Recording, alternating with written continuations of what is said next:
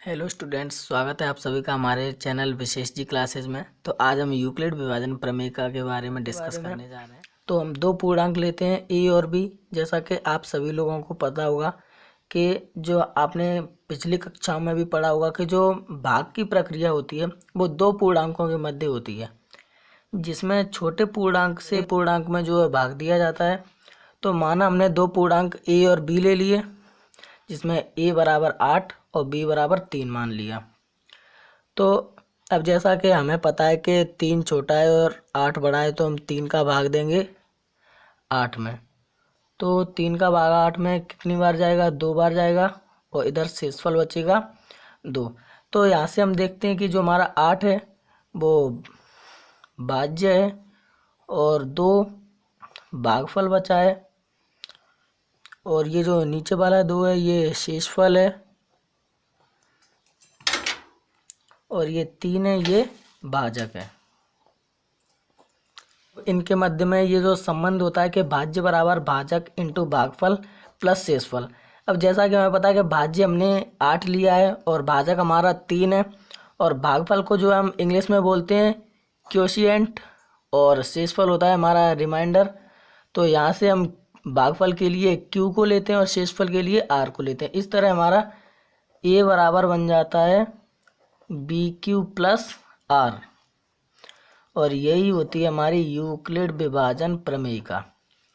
तो यूक्लिड विभाजन प्रमेयिका अच्छी तरीक़ा से समझ में आ गई होगी। जैसे A बराबर 8 और 3 इंटू 2 प्लस 2। तो इस तरह से हमारी जो यूक्लिड विभाजन प्रमेयिका है वो यहाँ से निकल के आती है। हम यूक्लिड विभाजन प्रमेयिका की सहायता से दो संख्याओं का HCF ज्ञात कर सकते हैं। तो इसे हम एक एग्जाम्पल के थ्रू समझते हैं। अब जैसा कि हमारा कक्षा 10 की NCERT गणित में जो एग्जाम्पल नंबर 1 है वो दिया गया है कि 4052 और 12576 का HCF यूक्लिड विभाजन प्रमेयिका का प्रयोग करके ज्ञात कीजिए। जबकि इसमें एल्गोरिथम लिखा है तो हमें कंफ्यूज होने की ज़रूरत नहीं है। एल्गोरिथम और प्रमेयिका लगभग एक ही बात होती है। तो हम इसकी सहायता से दो संख्याओं का HCF ज्ञात कर सकते हैं। अब वो कैसे देखते हैं कि जैसा कि इसमें पहला स्टेप है कि पहले हम देखते हैं कौन सी संख्या बड़ी है। तो 12576 बड़ी है और 4052 छोटी है। तो बड़ी वाली संख्या होती है, जैसा कि यहाँ पे लिखा है कि सबसे बड़ी संख्या को A मानते हैं और छोटी संख्या को B मानते हैं। तो A बराबर जो है हम मानेंगे 12576 और B बराबर 4052। उसके बाद यूक्लिड विभाजन प्रमेयिका के प्रयोग से A बराबर BQ प्लस R। तो A का मान जो है हम यहाँ पे रख देते हैं 12576 बराबर 4052 इंटू 3 प्लस 420। तो 4052 का हमने 12576 में जो भाग दिया तो भाजक हमारा 4052 निकल के आया, भागफल 3 और शेषफल हमारा 420 निकल के आया। अब जो है शेषफल अभी शून्य प्राप्त नहीं हुआ है। तो जब तक शेषफल शून्य प्राप्त नहीं होता तब तक हम ये करते रहते हैं।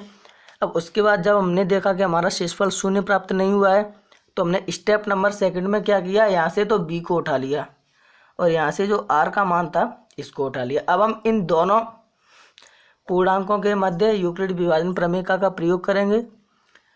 तो 4052 बराबर हमारा होता है 420 इंटू 9 प्लस 272। तो अभी भी हम देख सकते हैं कि हमारा जो शेषफल है वो शून्य प्राप्त नहीं हुआ है। तो अगली बार में फिर हम जो B का मान होता है और R का मान होता है इन दोनों के मध्य पुनः एक बार फिर से यूक्लिड विभाजन प्रमेयिका का प्रयोग करते हैं। 20 बराबर 272 इंटू 1 प्लस 148। अभी भी हम देख सकते हैं जो हमारा शेषफल है वो शून्य प्राप्त नहीं हुआ है। तो स्टेप नंबर 4 पे आते हैं। अब स्टेप नंबर 4 पे हम क्या करते हैं कि यहाँ से B को उठा लिया, यहाँ से R को उठा लिया, इन दोनों के मध्य फिर से यूक्लिड विभाजन प्रमेयिका लगाते हैं। और ये यूक्लिड विभाजन प्रमेयिका का प्रयोग हम तब तक करते रहते हैं जब तक जो हमारा शेषफल शून्य प्राप्त नहीं हो जाता है। तो जैसा कि आपने देखा कि चौथे स्टेप में भी हमें शून्य प्राप्त नहीं हुआ तो हमने 5वें स्टेप का प्रयोग किया। अब देखते हैं 5वें स्टेप में भी हमें जो है शून्य प्राप्त नहीं हुआ है। हमारा 6वां स्टेप है, इसमें भी हम देखें कि हमें इसमें भी शून्य प्राप्त नहीं हुआ है। फिर हमने 6वें स्टेप में जो 24 बी का मान और 4 आर का मान है, इसे उठाते हैं और अब हम इन दोनों के मध्य में यूक्लिड विभाजन प्रमेयिका का प्रयोग करते हैं।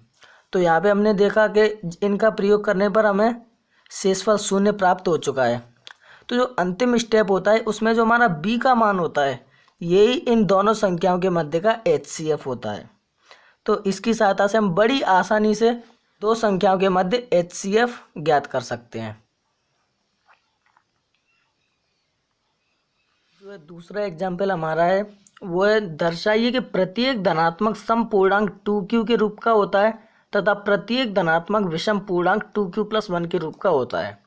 तो चलिए इसे सॉल्व करते हैं। तो सर्वप्रथम हम क्या करते हैं कि हमने मान लिया कि वह कोई भी धनात्मक पूर्णांक a है तथा b बराबर 2। अब ये 2 कहाँ से आए, जैसे यहाँ पे 2 दे रखा है तो इसके लिए हम b बराबर 2 मान लेते हैं। तब a और b के मध्य यूक्लिड विभाजन प्रमेयिका का प्रयोग करते हैं। तो a बराबर, जैसा कि हमें पता है, a बराबर BQ + R होता है, जहाँ पे R का जो मान होता है वो या तो 0 होता है या 0 से बड़ा होता है, किंतु b से हमेशा छोटा होता है।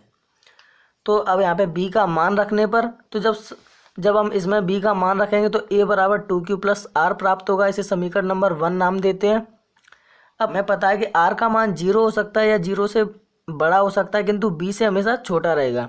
तो इसके लिए R के जो संभव मान होंगे वो 0 और 1 होंगे। तब समीकरण 1 में जो है हम R बराबर पहले 0 रख के देखते हैं। तो a बराबर 2q + 0 यानी a बराबर 2q। इसे समीकरण नंबर 2 नाम देते हैं।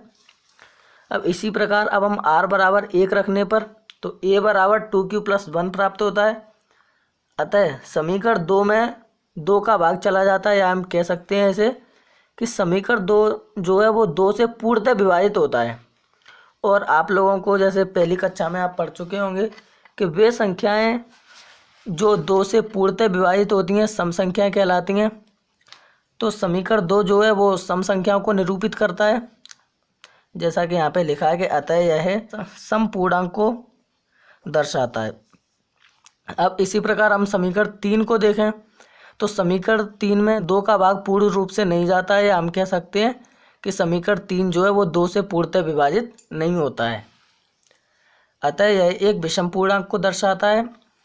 और लास्ट में हमें लिखना है कि अतः प्रत्येक धनात्मक सम पूर्णांक 2q के रूप का होता है तथा प्रत्येक धनात्मक विषम पूर्णांक 2q + 1 के रूप का होता है। और बस इतना ही हमें सिद्ध करना था, और ये लास्ट में हमने इति सिद्धम लिख दिया। तो गाइज, अगर आपको वीडियो पसंद आई हो तो वीडियो को लाइक करें, कमेंट करें और शेयर करें, और चैनल को सब्सक्राइब करें। जय हिंद, वंदे मातरम।